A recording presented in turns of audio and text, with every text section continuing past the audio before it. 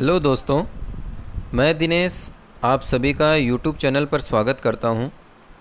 तो दोस्तों, मैं आज आप लोगों के लिए राजस्थान हिस्ट्री का एक टॉपिक लेकर आया हूं, जो राजस्थान का एकीकरण है।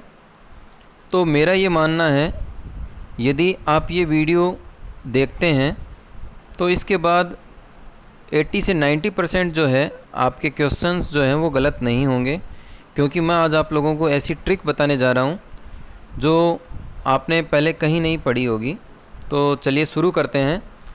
तो राजस्थान का एकीकरण शुरू करने से पहले मैं बता दूं कि भारत का जो एकीकरण हुआ था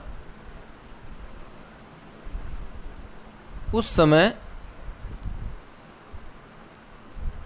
कुल 562 रियासतें शामिल थी, ठीक है। और भारत का जो एकीकरण हुआ उसका श्रेय किसको जाता है? सरदार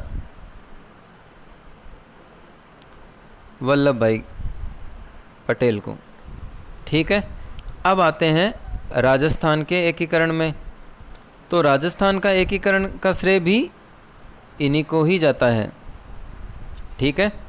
इसके बाद बात करते हैं कि राजस्थान के एकीकरण के समय कुल जो रियासतें थी वो 19 रियासतें थी और 3 ठिकाने थे। और ठिकानों के बारे में भी आपने पढ़ा होगा कि नए कुल, इसकी जो ट्रिक है वो 3 ठिकाने क्या हैं? नीमराणा, कुशलगढ़ और लावा। नीमराणा आपका पड़ जाता है अलवर में, कुशलगढ़ पड़ता है आपका बांसवाड़ा में,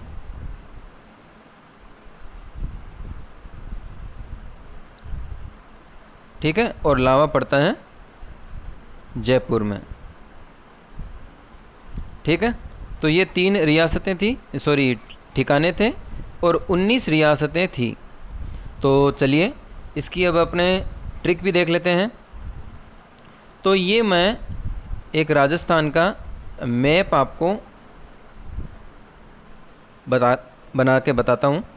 तो इससे देखिए, घड़ी की जो दिशा है उस दिशा में हमें चलना है, सबसे पहली बात तो ये।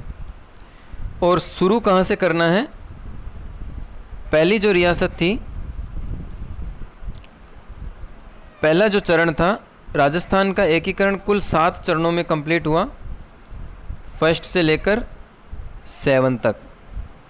ये भी आपको कोई वो ज़्यादा इजी नहीं है, हार्ड नहीं है, क्योंकि 7 चरणें, जैसे 7 महाद्वीप 7 हैं, 7 सप्ताह के नाम हैं, तो सब कुछ 7 ही हैं। तो ये राजस्थान का जो एकीकरण हुआ है वो भी क्या है? 7 चरणों में हुआ है।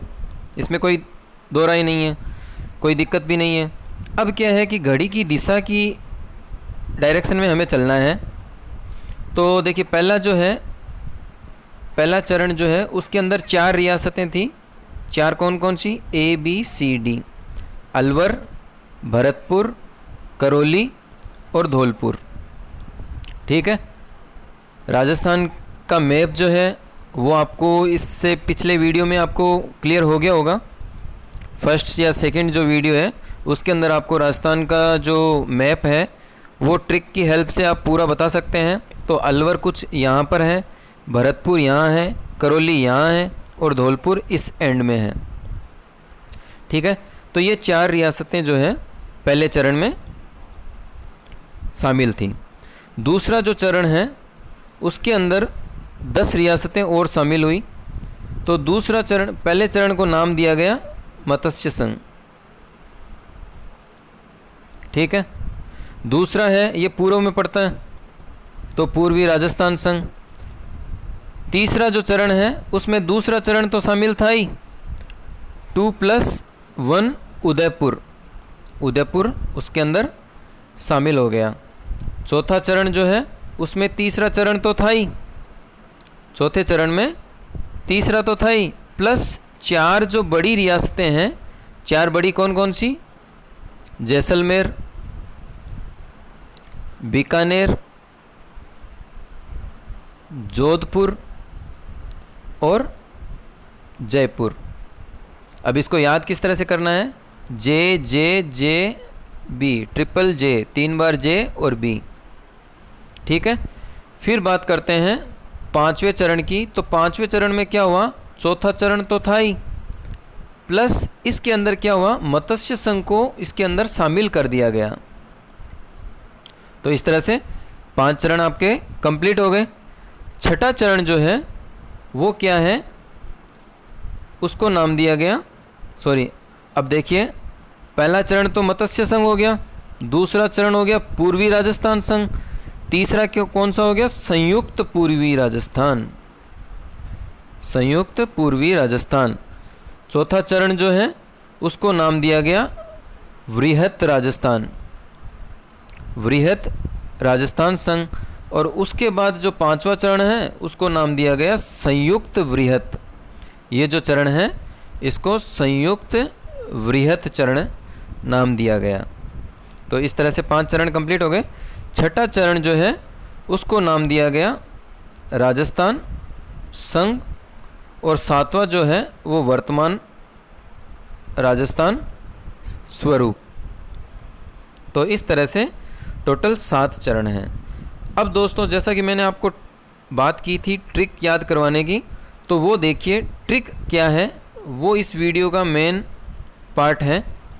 तो हम 7 जो रियासतें हैं, जो चरण हैं, उनको किस तरह से याद करेंगे वो देखिए। और 7 चरणों में आपके जो राज प्रमुख कौन थे, प्रधानमंत्री कौन थे और उद्घाटनकर्ता कौन थे, वो हम साथ में देखेंगे। तो पहला जो है वो मत्स्य संघ है, दूसरा पूर्वी राजस्थान संघ, उसके बाद तीसरा संयुक्त पूर्वी राजस्थान, चौथा जो है वो है वृहत राजस्थान, और पांचवा है संयुक्त वृहत राजस्थान, सातवां है राजस्थान संघ, छठा, और सातवां है वर्तमान राजस्थान। ठीक है, ये टोटल 7 चरण हो गए। अब देखिए इनकी डेट जो है, पहले जो 3 हैं वो 1948 में हुए, और चौथा जो और पांचवा जो है वो 1949 में हुआ, और छठा जो है वो 1950 में, और वर्तमान जो है वो 1956 में हुआ। तो अब अपने बात कर लेते हैं, ये तो ईयर हो गए, अब डेट भी देख लेते हैं। तो डेट देखिए, इनकी डेट किस तरह से है। पहला जो चरण है इसकी जो डेट है वो है 18 मार्च। उसके 7 दिन बाद, मतलब 25 मार्च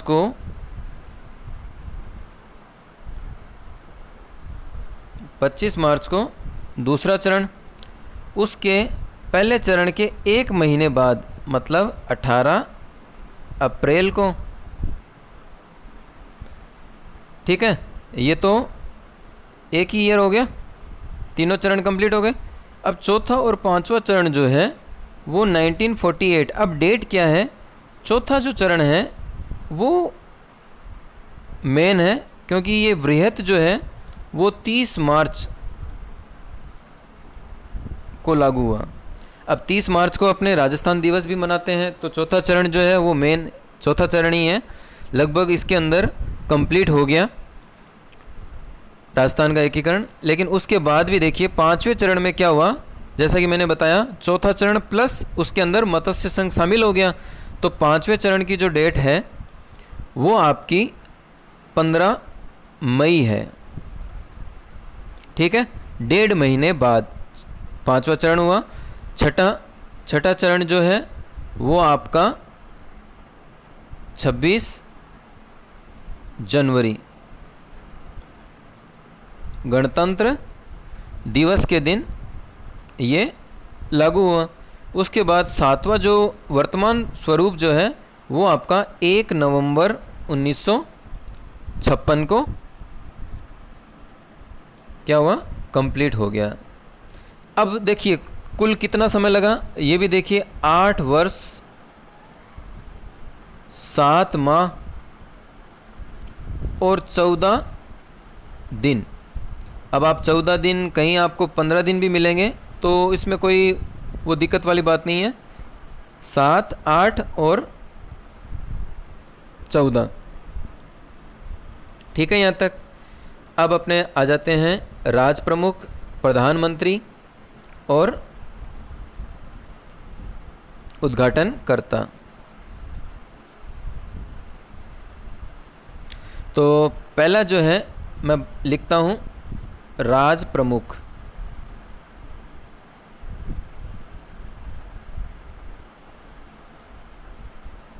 उसके बाद प्रधानमंत्री पीएम, उसके बाद उद्घाटन करता। तो इसकी ट्रिक देखिए, बहुत ही आसान है। तो इसमें राज प्रमुख का उदय, उदय भी भूमि पर हुआ। तो प्रमुख जो हैं आपके 4 जो हैं वो प्रमुख रहेंगे, 5वें में भी यही है। तो राज प्रमुख का उदय भी भूमि पर हुआ। तो ये अपने 1, 2, 3, 4। उसके बाद पीएम की बात करते हैं। तो पीएम को किस तरह से याद करना है? इसको पीएम श्री गंगा नगर में है, पीएम श्री गंगानगर में है, ठीक है। ये भी मैं नाम भी आपको आगे बताऊंगा, पहले अपने ये ट्रिक बना लेते हैं। ये 6 तक है। उसके बाद बात करते हैं उद्घाटनकर्ता की। तो उद्घाटनकर्ता में किस तरह से याद करेंगे? गोगो जी ने पटाया, पटका, गोगो जी ने पटका। गो जी नहीं लेंगे, गोगो जी ने पटका, पट। अब देखिए ये तो होगी ट्रिक। अब इसके बाद अपने इनका नाम देखिए। राज प्रमुख उदय से क्या बनेगा? उदय सिंह, उदय भान सिंह। भी से क्या बनेगा? भीम सिंह। भू से क्या बनेगा? भूपाल सिंह। और माँ से क्या बनेगा? मान सिंह द्वितीय, आगे मान सिंह ये। उसके बाद एस से क्या बनेगा? शोभाराम। देखिए इसमें 4 सिंह है। शोभाराम पहला राम है, बाकी सब लाल है। जी से गोकुल लाल। मैं से माणिक्य लाल। एच से हीरा लाल। गो से गोडगिल, दूसरा भी गोडगिल। न से नेहरू, नेहरू। पैसे पट से पटेल, वल्लभ भाई पटेल। तो इस तरह से आपको मेन जो है प्रमुख जो है आपके 4 प्रमुख हैं। और आपके जो क्वेश्चंस जो हैं वो इन्हीं पर ही ज़्यादातर पूछे जाते हैं। वो आगे मैं आपको क्वेश्चन भी मैंने लिए हैं, तो उसमें आपको और ज़्यादा विस्तार से बता दूंगा। तो चलिए क्वेश्चन आंसर भी लगा लेते हैं साथ में। तो आज का जो पहला क्वेश्चन है वो है, राजस्थान निर्माण के प्रथम चरण में मत्स्य संघ नाम रखने का सुझाव किसने दिया? अब मैं से मुंशी, मैं से मुंशी ना, मत्स्य मुंशी जी, KM मुंशी जो है ये आपका राइट आंसर होगा।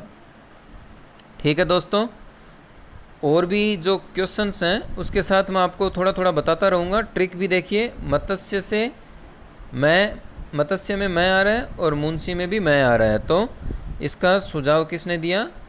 मुंशी KM मुंशी ने। उसके बाद राजस्थान एकीकरण से पूर्व गंगानगर किस रियासत का भाग था? अब गंगानगर क्या है राजस्थान के अंदर, सबसे ऊपरी एरिया है। तो गंगानगर के नज़दीक में कौन सी रियासत आ रही है? देखिए, राजस्थान एकीकरण से पूर्व गंगानगर किस रियासत का था? अलवर, जैसलमेर, झुंझुनू, सीकर। तो इसके नज़दीक कौन सी है? सीकर ही है। गंगानगर के बाद चूरू, चूरू के बाद सीकर।